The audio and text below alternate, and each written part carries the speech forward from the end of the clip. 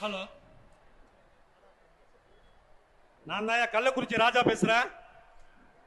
என்னாச்சு அந்த மேட்ரு? சொல்லி ஒரு வாரம் ஆச்சு. இன்னும் முடிக்காம இருக்கிறியா?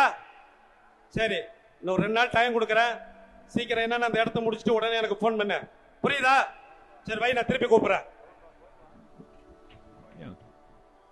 ராஜா ராஜா, நீங்க சொன்ன மாதிரி அந்த 4 ஏக்கர் 8 ஏக்கர் சிறப்பா பண்ணியாச்சு ராஜா. எல்லாம் நல்லபடியா முடிச்சிட்டியா? சிறப்பா பண்ணியாச்சு ராஜா. ஏதாவது சொன்னானுங்களா? பிரச்சனை பண்ணானுங்களா? நம்மள்ட்ட எது சொல்ல முடியுமா ராஜா? அதுதான்டா ராஜா. ஏண்டா பஸ் ஸ்டாண்டுக்கு நமக்கு இடம் தேவை. நான் போய் வீட்டுல போய் எங்க வீடும் பங்களாவா கட்டிட்டு நான் வந்து உல்லாசமா இருக்க போறேன். பொதுமக்களுக்கு சேவை செய்யறதுக்காக தான் எங்க பஸ் ஸ்டாண்டு தேவை. அங்க நடுவுல இடத்த தர மாட்டேன்னு சொன்னானுங்கன்னா அப்புறம் எப்படி பஸ் ஸ்டாண்டு கட்டுவாங்க? சொல்லு பாப்போம். சரி, அவங்க எங்க வர சொல்றீங்க? கூட்டு வந்திருக்கியா? நான் விளையாடிட்டு இருக்காங்களா கேக்குறேன். ராஜா ஆறா? நானு கள்ளக்குறிச்சி ராஜா. சொல்றா, கள்ளக்குறிச்சிக்கே நீங்க தானே ராஜா? ஒரு நிமிஷம் இரு. ஆமா, வணக்கம் ஐயா. அந்த நில விஷயமா உங்களை பார்க்க வந்திருக்கோம். சரிம்மா. அந்த நிலம் எங்க பூர்வீக சொத்து. சரி, அதை நம்பிதான் நான் இருக்கேன். சரி, விவரத்தை எல்லாத்தையும் சொன்னாரா?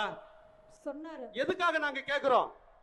எங்களுக்கு நாங்க வந்து வீடு சொந்தமா வச்சிருக்க காம்ப்ளெக்ஸ் கட்டுறதுக்காக கேக்குறோம். உங்க இடத்த பஸ் ஸ்டாண்ட் கேட்கறதுமா? பஸ் ஸ்டாண்ட் கட்டுறதுக்கு பொதுமக்களுக்காக உங்க இடம் நடுவுல இருக்குது. நீங்க உங்க இடத்த கொடுத்தா தானே நாங்க பஸ் ஸ்டாண்ட் கட்டி பொதுமக்களுக்கு சேவை செய்ய முடியும். ஐயா, அது என் பூர்வீக சொத்து. அந்த சொத்தை நம்பிதான் என் தங்கச்சிக்கு கல்யாணமே வந்திருக்கேன். தயவு செஞ்சு உங்க காலை விழுந்து அக்கா, இவங்க காலெல்லாம் போய் விழற. எனக்கு கல்யாணமே ஆகலனாலும் பரவாயில்ல, நீ இவங்க காலெல்லாம் விழக்கூடாது. ஏமா ஏன் எமோஷன் ஆகுற? பேசாம இரு. உங்களுக்கு என்ன பண்ணணுமோ நான் அதை பண்ண சொல்றேன். புரியுதா? முதல்ல நாங்க எங்களுடைய பாயிண்ட் ஆஃப் வியூல இருந்து நாங்க என்ன நினைக்கிறோங்கிறது நீங்க முதல்ல புரிஞ்சுக்கங்க. உங்க பூர்வீக சொத்து அது எங்களுக்கு தெரியுது. இருந்தாலும் எங்களுக்கு கவர்மெண்ட் அதை எடுக்க சொல்றாங்களே, நான் என்ன பண்ண முடியும்? ஐயா, அந்த நிலம் கிடைக்கலனா சட்டப்படி என்ன நடவடிக்கை எடுக்குமோ நாங்க அதை பண்ணுவோம். ஏமா இந்த பாரு, இந்த சட்டம் கிட்டம் அதெல்லாம் நீ போக வேண்டிய அவசியம் கிடையாது. நீ போ, உனக்கு என்ன பண்ணணுமோ உனக்கு ஃபேவரா நான் பண்ணி தரேன். ஐயா, நீங்க ரொம்ப பெரிய மனசு. நீங்க தான் எப்படியாவது அந்த நிலத்தை எங்களுக்கு வாங்கி கொடுக்கணும். ஐயா, நான் பண்ணி தரேன். இந்த கள்ளக்குறிச்சி ராஜா நினைச்சானா எது வேணாலும் செய்வான். என்னடா? ஆமா ராஜா. யாரா நானு? கள்ளக்குறிச்சி ராஜா தானே. நீ போமா, நான் பாத்துக்கிறேன். போடா ராஜா. அதான் 50 ஏக்கர் வந்துருச்சு ராஜா. இது போதாதா?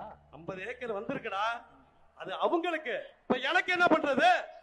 நான் ஒண்ணும் பண்ண வேணாமா? அவங்களுக்கு வாங்கி கொடுத்துட்டு சும்மா நிக்க சொல்றேன். என்ன நடத்தல?